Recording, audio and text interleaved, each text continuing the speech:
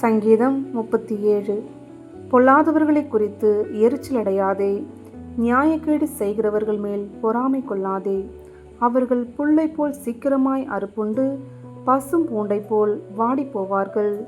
கர்த்தரை நம்பி நன்மை செய், தேசத்தில் குடியிருந்து சத்தியத்தை மேய்ந்து கொள். கர்த்தரிடத்தில் மனமகிழ்ச்சியாயிரு, அவர் உன் இருதயத்தின் வேண்டுதல்களை உனக்கு அருள் செய்வார்.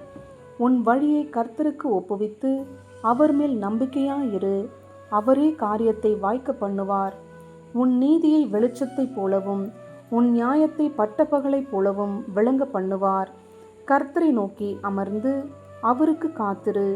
காரிய சித்தியுள்ளவன் மேலும் தீவினைகளை செய்கிற மனுஷன் மேலும் எரிச்சலாகாதே. கோபத்தை நெகிழ்ந்து உக்கிரத்தை விட்டுவிடு. பொல்லாப்பு செய்ய ஏதுவான எரிச்சல் உனக்கு வேண்டாம். பொல்லாதவர்கள் அறுப்புண்டு போவார்கள். கர்த்தருக்கு காத்திருக்கிறவர்களோ பூமியை சுதந்தரித்துக் கொள்ளுவார்கள். இன்னும் கொஞ்ச நேரம்தான், அப்போது துன்மார்க்கன் இரான். அவன் ஸ்தானத்தை உற்று விசாரித்தாயானால் அவன் இல்லை. சாந்த குணமுள்ளவர்கள் பூமியை சுதந்தரித்து மிகுந்த சமாதானத்தினால் மனமகிழ்ச்சியாயிருப்பார்கள். துன்மார்க்கன் நீதிமானுக்கு விரோதமாய் தீங்கு நினைத்து அவன் பேரில் பற்கடிக்கிறான். ஆண்டவர் அவனை பார்த்து நகைப்பார். அவனுடைய நாள் வருகிறதென்று காண்கிறார். சிறுமையும் எளிமையுமானவனை மடிவிக்கவும் செம்மை மார்க்கத்தாரை விழப்பண்ணவும் துன்மார்க்கர் பட்டயத்தை உருவி தங்கள் வில்லை நாணேற்றுகிறார்கள். ஆனாலும் அவர்கள் பட்டயம் அவர்களுடைய இருதயத்துக்குள் உருவிப்போம், அவர்கள் வில்லுகள் முறியும். அநேக துன்மார்க்கருக்குள்ள செல்வ திரட்சியை பார்க்கிலும் நீதிமானுக்குள்ள கொஞ்சமே நல்லது.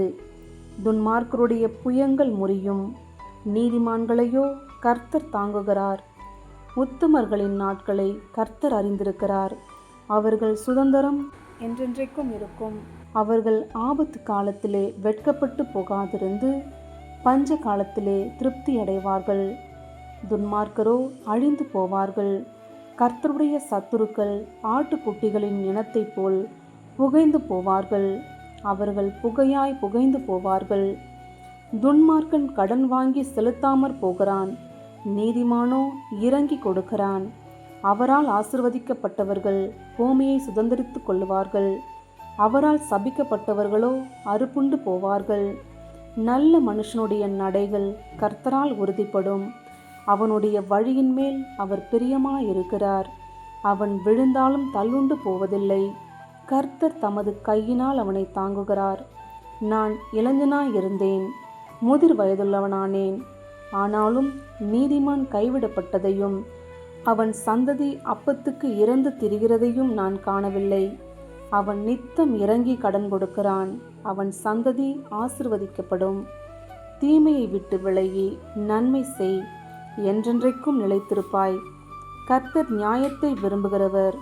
அவர் தமது பரிசுத்தவான்களை கைவிடுவதில்லை. அவர்கள் என்றைக்கும் காக்கப்படுவார்கள். துன்மார்க்கருடைய சந்ததியோ அறுப்புண்டு போம். நீதிமான்கள் பூமியை சுதந்தரித்து கொண்டு என்றைக்கும் அதிலே வாசமாயிருப்பார்கள். நீதிமானுடைய வாய் ஞானத்தை உரைத்து அவனுடைய நாவு நியாயத்தை பேசும். அவனுடைய தேவன் அருளிய வேதம் அவன் இருதயத்தில் இருக்கிறது. அவன் நடைகளில் ஒன்றும் பிசகுவதில்லை. துன்மார்க்கன் நீதிமான் மேல் கண் வைத்து அவனை கொல்ல வகை தேடுகிறான்.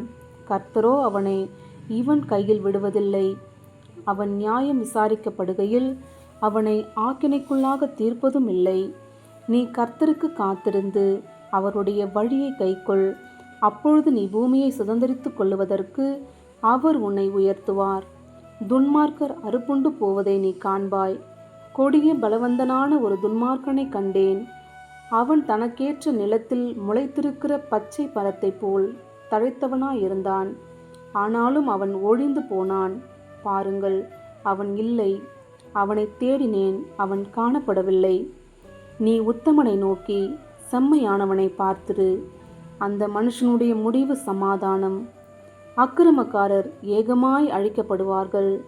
அறுப்புண்டு போவதே துன்மார்க்கரின் முடிவு. நீதிமான்களுடைய ரட்சிப்பு கர்த்தரால் வரும். இக்கட்டு காலத்தில் அவரே அவர்கள் அடைக்கலம். கர்த்தர் அவர்களுக்கு உதவி செய்து அவர்களை விடுவிப்பார். அவர்கள் அவரை நம்பி இருக்கிறபடியால் அவர்களை துன்மார்க்கருடைய கைக்கு தப்புவித்து இரட்சிப்பார்.